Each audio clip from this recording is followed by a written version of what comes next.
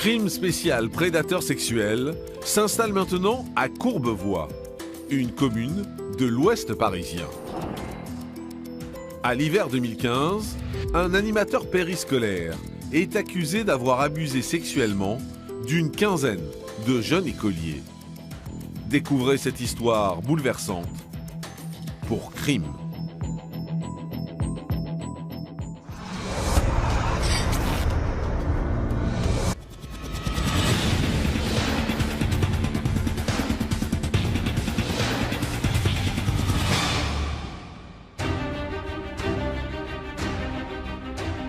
Dans l'affaire qui va suivre, vous allez découvrir un fait divers sordide dans lequel un homme manipulateur a trahi et abusé d'innombrables victimes. L'histoire d'un scandale sans précédent dans la ville de Courbevoie qui, aujourd'hui encore, suscite de nombreuses interrogations. C'est la trahison. Vous faites confiance à quelqu'un, vous confiez ce que vous avez de plus cher, vos enfants, et cette personne trahit votre confiance. Il a procédé comme un prédateur. Il était parfaitement conscient de ce qu'est un enfant et de la manière dont on peut le séduire et le manipuler.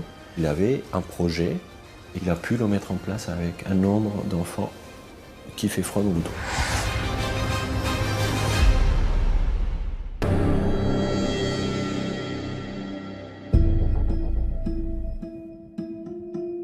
Nous sommes à Courbevoie, dans le département des Hauts-de-Seine. Cette ville de 85 000 habitants est située en proche banlieue, à l'ouest de la capitale. Grâce au quartier de la Défense, Courbevoie bénéficie d'un important dynamisme économique. On est dans une ville qui, depuis maintenant plusieurs dizaines d'années, est de plus en plus embourgeoisée. C'est plus la ceinture rouge que l'on a connue dans les années 60.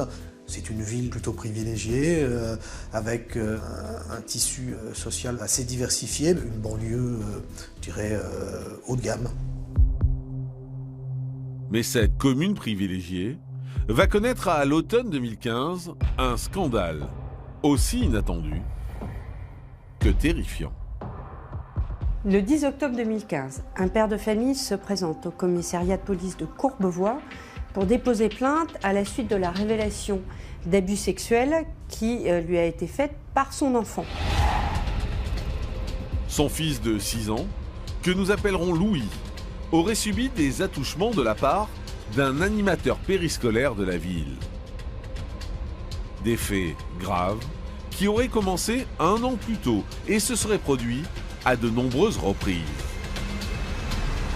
Face au témoignage du père de Louis, les policiers de Courbevoie font preuve d'une extrême prudence.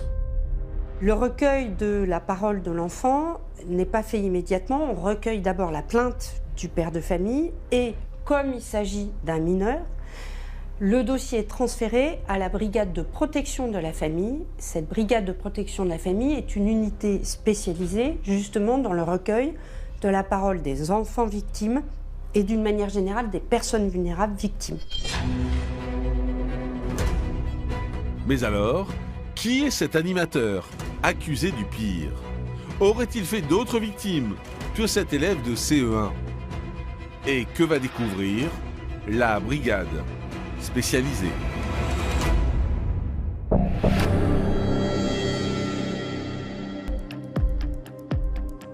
À Courbevoie, dans les locaux du commissariat, les enquêteurs prennent très au sérieux la plainte du père de Louis. Mais avant que la machine judiciaire ne se mette en route, le jeune garçon de 6 ans doit passer un examen psychologique.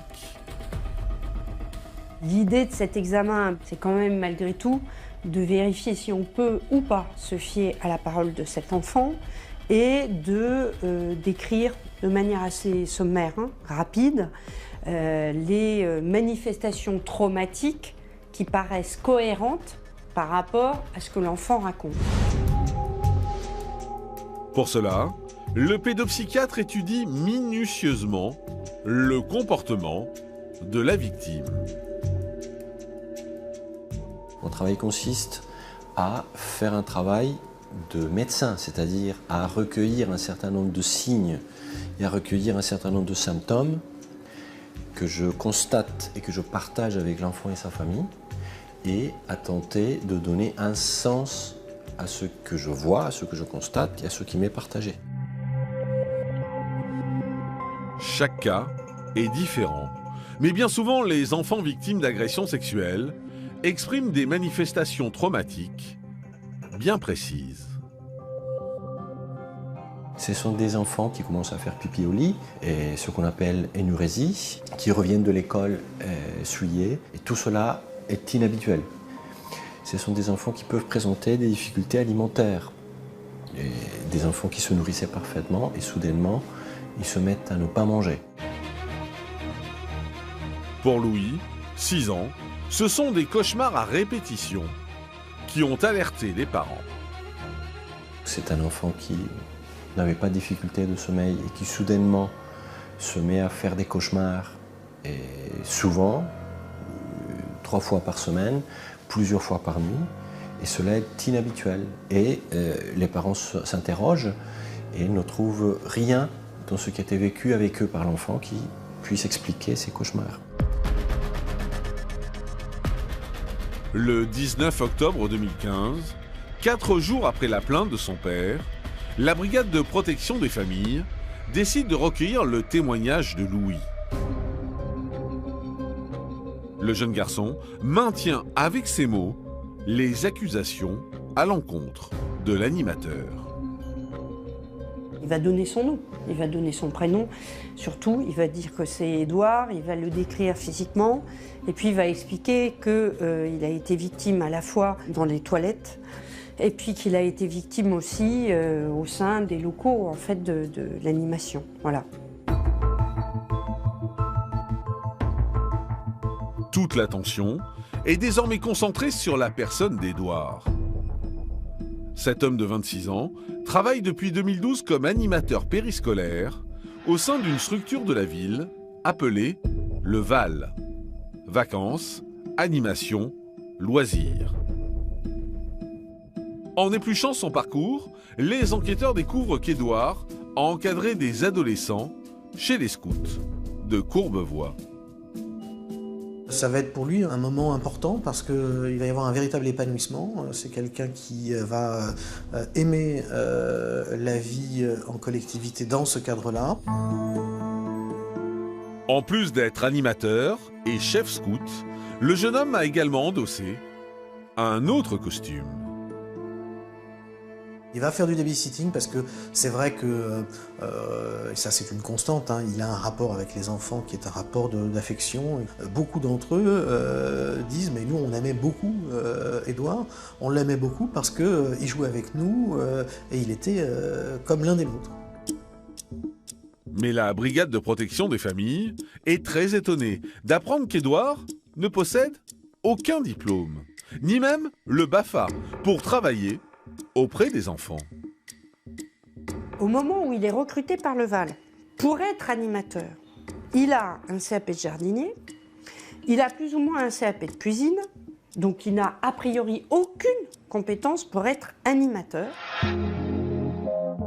Alors, comment cet homme sans qualification a-t-il pu être embauché par la ville de Courbevoie? Les enquêteurs vont faire une autre découverte. Il a 2 cautions morales qui sont d'une part le fait qu'il a été au scout et qu'il était chef scout, et d'autre part le fait qu'il vient d'une très bonne famille, qu'il a une très bonne éducation et que, a priori, ça paraît être la personne qui va convenir. Au regard de son parcours professionnel, les policiers de la brigade territoriale de protection de la famille comprennent qu'Édouard a été en contact avec des centaines d'enfants. Alors, le jeune homme va-t-il faire l'objet d'autres accusations? Que vont découvrir les enquêteurs dans le passé de cet animateur? Et surtout, Édouard reconnaîtra-t-il les faits?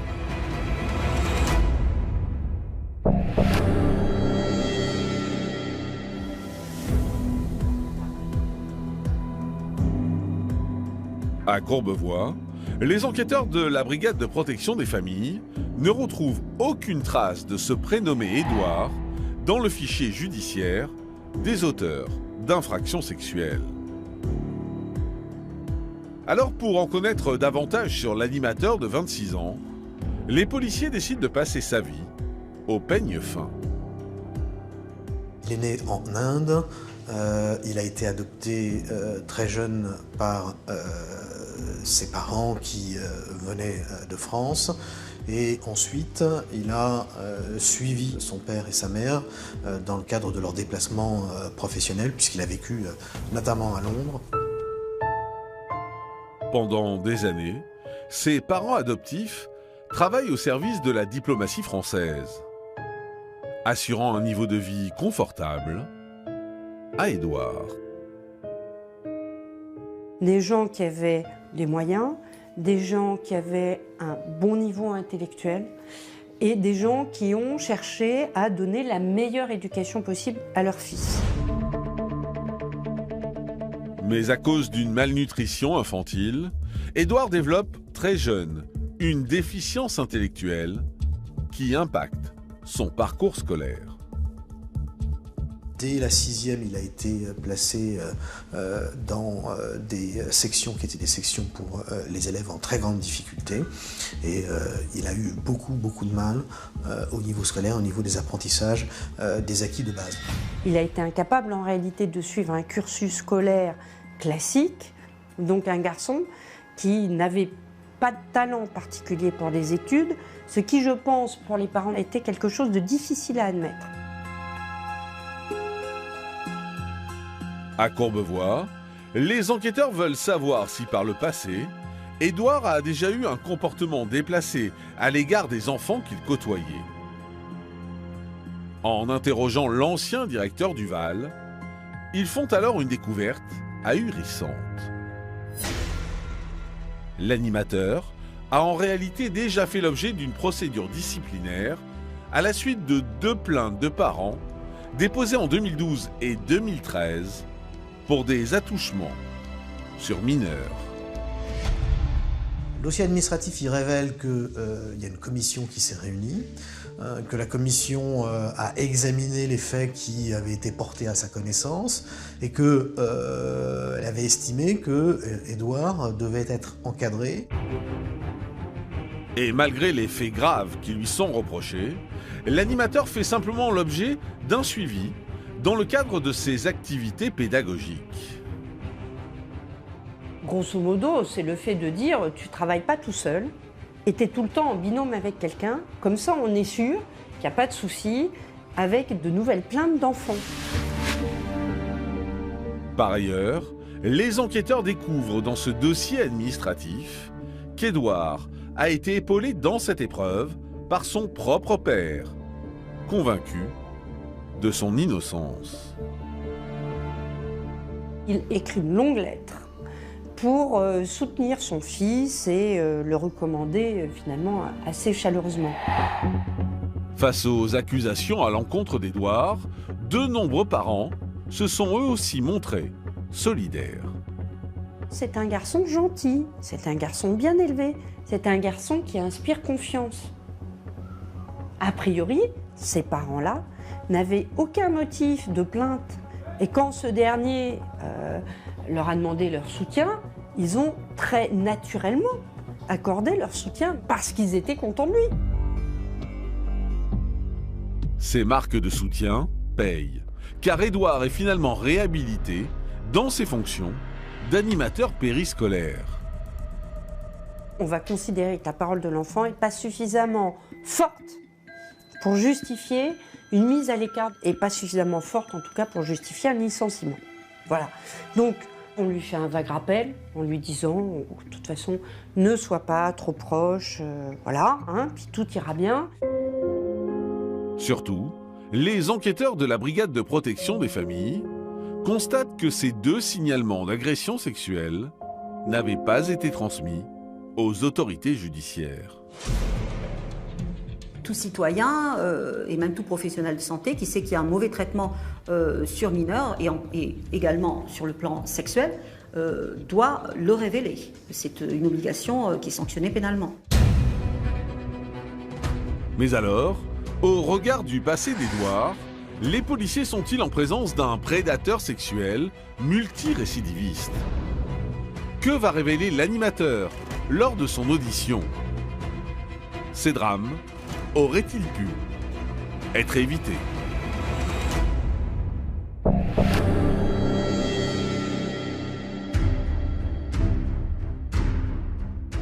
À Courbevoie, 10 jours après la plainte du père de Louis, une perquisition est menée par les policiers de la brigade de protection des familles au domicile d'Édouard. On va saisir notamment les ordinateurs, parce qu'on se dit que sur les ordinateurs, on peut trouver un certain nombre de choses. Alors, ordinateur, disque dur, clé USB. Sur cette clé USB, les enquêteurs vont faire une horrible découverte. Et on va constater qu'il y a eu des téléchargements de fichiers à caractère pédopornographique, et il y en a beaucoup.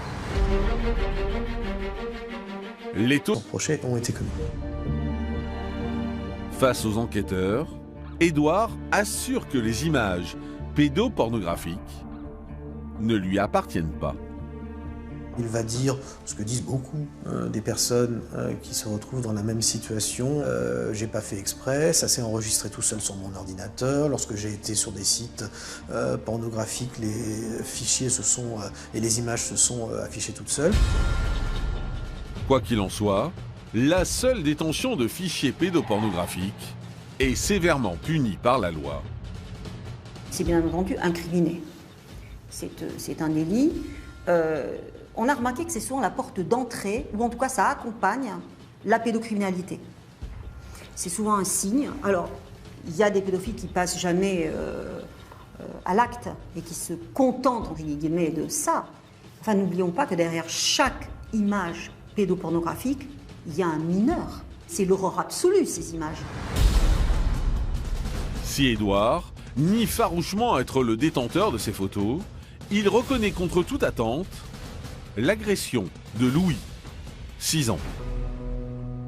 Et l'homme n'en reste pas là et déclare avoir depuis plusieurs années des pulsions sexuelles à l'égard d'enfants de son école. On a affaire à quelqu'un qui n'est pas dans la dissimulation. Je veux dire par là qu'il ne va pas tout dire tout de suite, il ne va pas tout reconnaître tout de suite, mais il est très direct et très simple lorsqu'on lui pose des questions, et effectivement, il ne va pas se contenter de reconnaître les faits pour lesquels il y a des plaintes qui ont été déposées, il va donner d'autres noms. Les enquêteurs réalisent qu'ils auditionnent un véritable prédateur lorsque l'animateur avoue avoir agressé sexuellement 8 enfants entre 2012 et 2015. L'un d'entre eux, que nous appellerons Noé, était d'ailleurs particulièrement vulnérable car atteint du syndrome d'Asperger.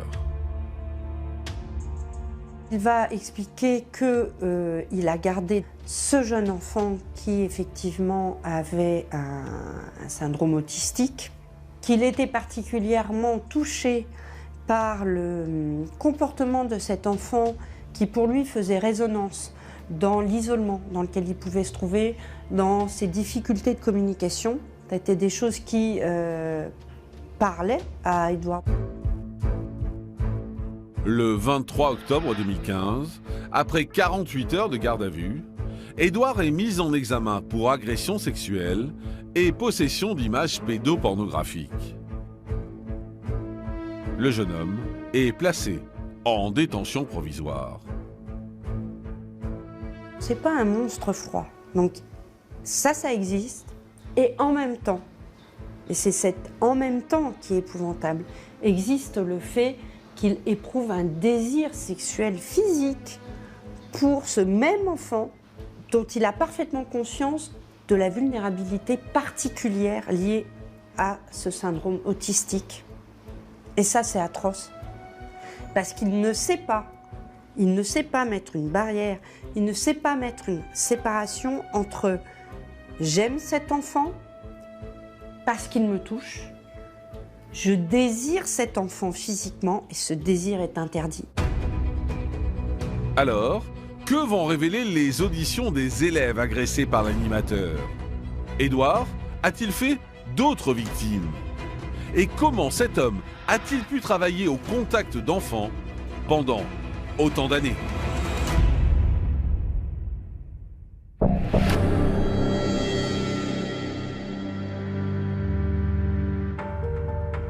Le 24 décembre 2015, suite aux aveux d'Édouard, le procureur de la République de Nanterre diligente une enquête de grande ampleur.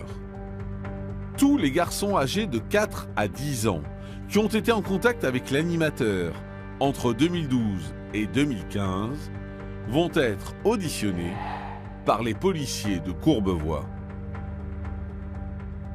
Il y a 500 enfants qui vont être entendus avec forcément un impératif de temps. Parce que quand on a 500 enfants à entendre, on ne va pas passer 3 heures sur chaque enfant. Forcément, il faut que les auditions soient courtes. On va poser 2-3 questions repères pour voir comment ça réagit. Et en fonction de la réaction de l'enfant et de ce qu'il dit, oui, non, j'ai pas été agressé, j'ai été agressé, on va plus loin, on va pas plus loin. Au final, les enquêteurs de la brigade de protection des familles recensent pas moins de 15 enfants victimes de l'animateur. Il s'agissait essentiellement de faits d'agression sexuelle, d'attouchement sur des enfants à l'occasion de jeux. Des faits accablants qui plongent les parents des victimes dans le désarroi le plus total. Car parmi eux, certains n'avaient pas hésité à écrire une lettre de recommandation en faveur de l'animateur lorsqu'il était sous le coup d'une enquête administrative en septembre 2013. Le fait que des parents aient soutenu Édouard, et notamment qu'ils aient fait un courrier pour dire combien ils étaient satisfaits d'Édouard, c'est cohérent par rapport au fait que c'est un garçon qui inspire confiance. Et dans la mesure où les enfants n'ont jamais parlé, les parents n'avaient aucune raison de refuser à ce dernier une attestation de soutien. À partir du mois de février 2016, les victimes agressées par Édouard sont prises en charge par des pédopsychiatres. Et les enquêteurs espèrent ainsi obtenir d'autres informations. Un enfant qui souffre, c'est un enfant qui n'est pas forcément dans une logique structurée. Il va construire une parole, et sa parole, elle est tout sauf dans l'objectivité attendue par un policier pour pouvoir construire une plainte et une procédure pénale. Donc on risque effectivement, quand on cherche à obtenir des faits concrets, de passer à côté de ce que l'enfant a réellement vécu et ce dont il a été réellement victime, parce qu'il ne va pas être capable de le dire dans le mode, de la manière dont le policier l'attend pour pouvoir ensuite donner suite à cette plainte. Le 8 mars 2016, l'affaire prend une nouvelle dimension tragique lorsque le docteur Alvarez alerte le parquet de Nanterre. Le pédopsychiatre a remarqué que Noé, l'enfant atteint du syndrome d'Asperger, montrait des signes post-traumatiques très inquiétants. J'ai le devoir légal de signaler aux autorités toute suspicion de maltraitance. Donc je dois rédiger un certificat qui s'appelle signalement, qui a un certain nombre de règles à respecter et qui me permet de lever partiellement le secret médical pour informer, mettre à la connaissance des autorités la nécessité de protéger un enfant. Et à ce moment-là, le juge d'instruction donne commission rogatoire aux policiers pour entendre à nouveau le jeune garçon qui va effectivement révéler des faits de viol. Le 21 mars 2016, suite au signalement du pédopsychiatre, Noé est une nouvelle fois entendu dans les locaux de la brigade de protection des familles. Et face aux policiers, le garçon de 6 ans confirme les viols commis par le pédophile. Cette personne a procédé comme un prédateur, c'est-à-dire qu'il a identifié parmi tous les enfants dont il avait la responsabilité, les enfants qui étaient susceptibles de faire l'objet de ces violences sexuelles, et qu'il a entrepris une démarche de séduction à l'égard de ces enfants et de leurs parents. Et cette personne a su donner l'espoir aux enfants qu'il allait pouvoir donner cette attention, cette tendresse, cet amour, cette amitié. Et une fois qu'il a obtenu ce lien avec ces enfants-là, il a utilisé ce lien pour les piéger et abuser sexuellement d'eux. Après Noé, c'est au tour d'un autre enfant, que nous appellerons Timéo, d'accuser Édouard de viol. Les policiers ont désormais la certitude d'enquêter sur un dangereux prédateur sexuel multirécidiviste. Cette manière de procéder montre que c'est une prédation sexuelle, que cette personne était parfaitement consciente de ce qu'est un enfant, de la manière dont on peut le séduire et le manipuler, et qu'il avait un projet prémédité et qu'il a progressivement construit ce projet pendant des années d'ailleurs, et qu'il a pu le mettre en place avec un nombre d'enfants qui fait froid dans le dos. Mais alors, Édouard va-t-il avouer les viols commis sur ses enfants? Combien de victimes a-t-il fait au total? Et que cache encore cette sombre affaire?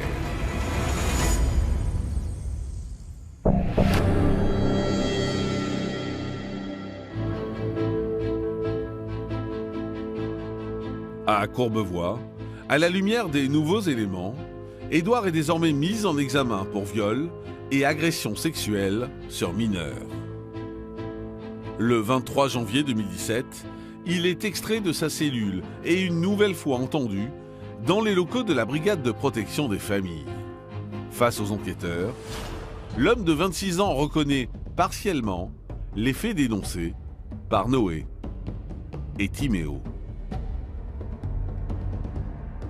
Il s'est beaucoup expliqué, il a beaucoup dit ce qu'il avait fait, il a reconnu les pressions, il a reconnu les menaces, il a décrit ses passages à l'acte.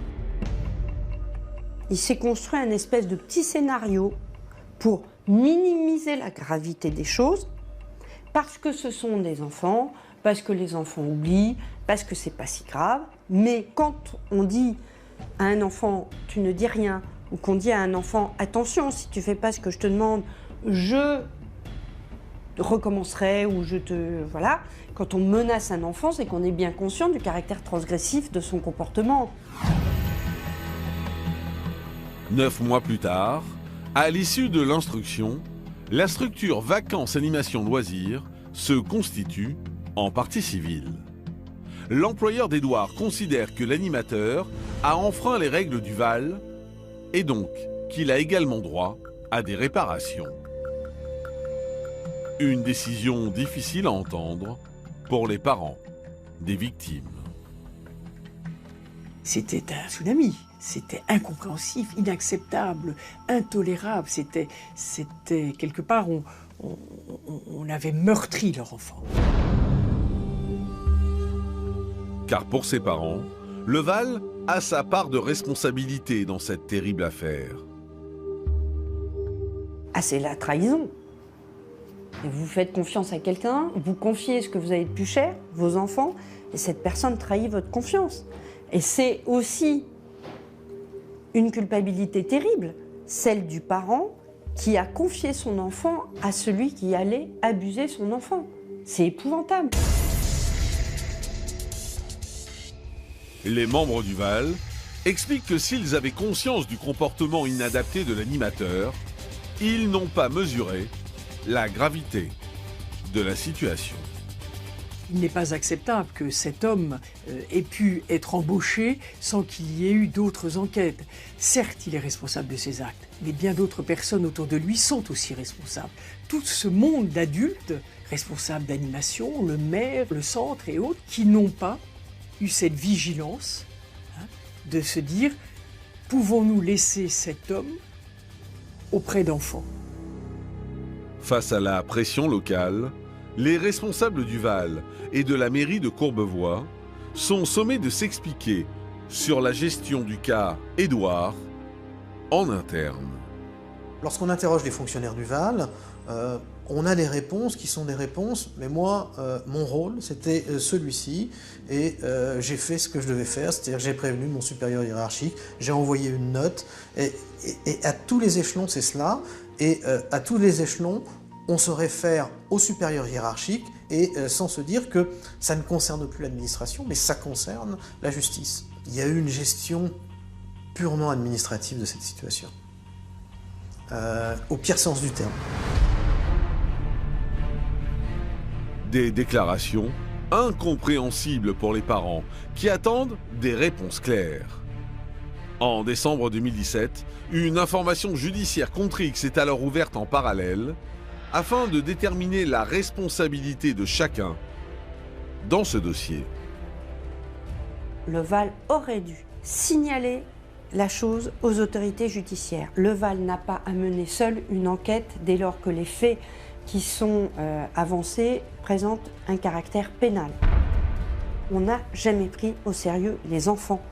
Et la sensation qu'on a dans ce dossier, c'est que la protection des animateurs passait avant la protection des enfants et qu'on a considéré finalement que les enfants, fallait s'en méfier et encore plus se méfier des parents. Donc c'est le monde à l'envers. En attendant d'éventuelles suites judiciaires contre le Val et la mairie de Courbevoie, Édouard est renvoyé devant la cour d'assises des Hauts-de-Seine en septembre 2018. Alors, comment se passera la confrontation entre les parties civiles et l'animateur pédophile? Les enfants victimes auront-ils la force de témoigner? Et quelle sera l'issue de ce procès?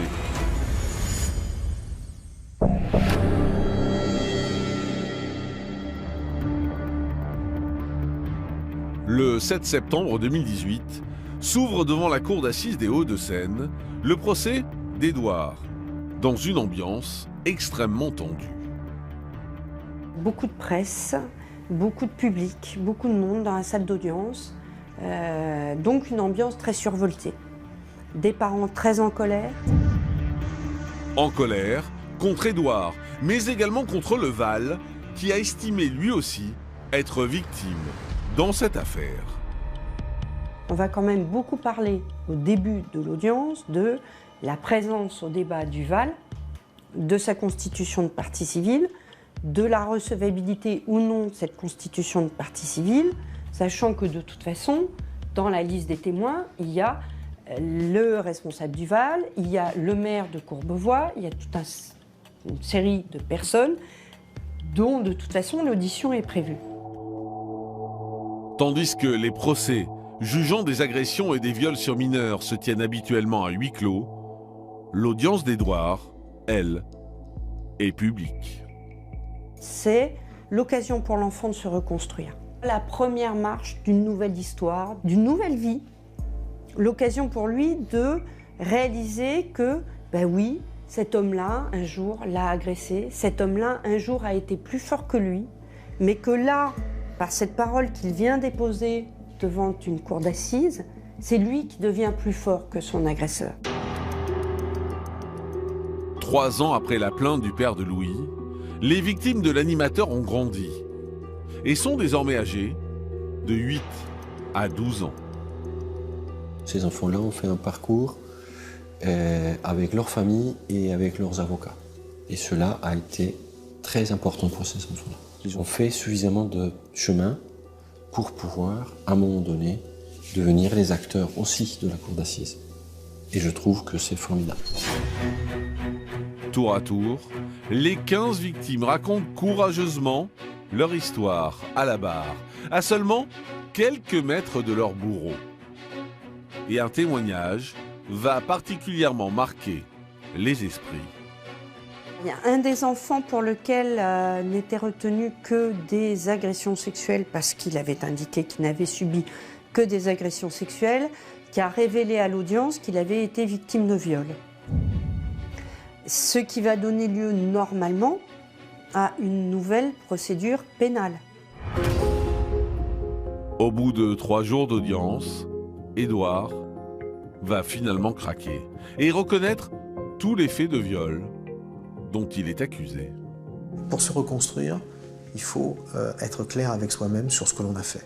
Je crois qu'il a pris cette décision, et c'est une décision courageuse, et en même temps c'est une décision qui laisse beaucoup d'espoir sur son évolution et le cheminement qui sera le sien.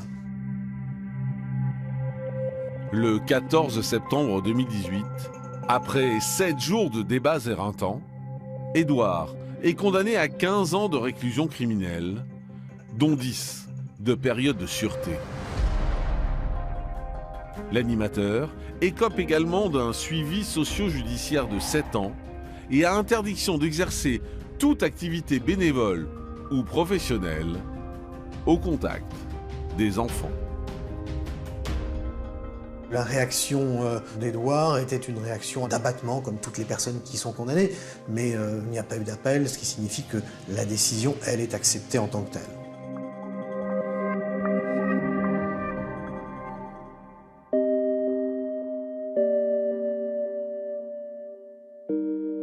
Aujourd'hui, à Courbevoie, le combat